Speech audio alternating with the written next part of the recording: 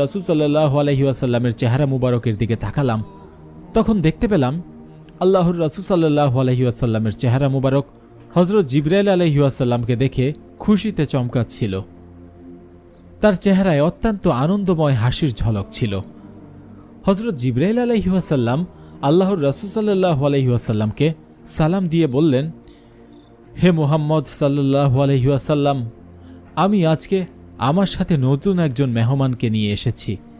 তিনি দরজার বাইরে দাঁড়িয়ে আছেন এবং ভেতরে আসার জন্য আপনার অনুমতি চেয়েছেন। এ কথা বলে হযরত জিবরাইল আলাইহি ওয়াসাল্লাম হযরত আজরাইল আলাইহি ওয়াসাল্লামকে দেখিয়ে দিলেন। রাসূল সাল্লাল্লাহু আলাইহি ওয়াসাল্লাম অনুমতি দিলে হযরত আজরাইল আলাইহি ওয়াসাল্লাম ঘরে প্রবেশ করলেন। হযরত আজরাইল আলাইহি ওয়াসাল্লাম বললেন, ইয়া রাসূলুল্লাহ, আমি দুনিয়ার বুকে কারও কাছে আগমন করার জন্যই অনুমতি নেই না, কিন্তু আমাকে আল্লাহ তাআলা আদেশ করেছেন আপনার কাছে আসার অনুমতি নিতে। আমাকে আদেশ দেওয়া হয়েছে আপনার রূহ মুবারক কবজ করার জন্য আপনার কাছে অনুমতি চাইতে।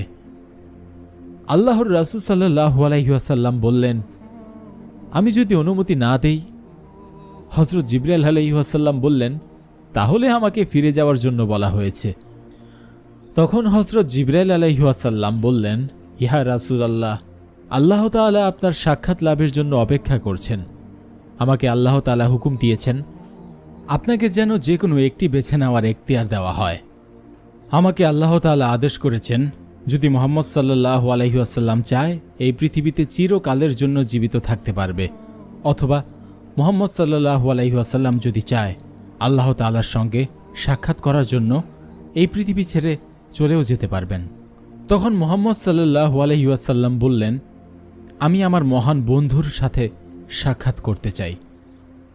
উম্মুল মুমিনিন হযরত আয়েশা রাদিয়াল্লাহু তাআলা আনহা ইরশাদ করেন, এই কথা বলার সঙ্গে সঙ্গে আল্লাহর রাসূল সাল্লাল্লাহু আলাইহি ওয়াসাল্লামের রূহ মুবারক তার দেহ ছেড়ে মহান রবের সঙ্গে সাক্ষাতের জন্য চলে গেল এবং আল্লাহর রাসূল সাল্লাল্লাহু আলাইহি ওয়াসাল্লামের হাত মুবারক লুটিয়ে পড়ল এবং আল্লাহর রাসূল সাল্লাল্লাহু আলাইহি ওয়াসাল্লাম এই দুনিয়া থেকে বিদায় নিলেন।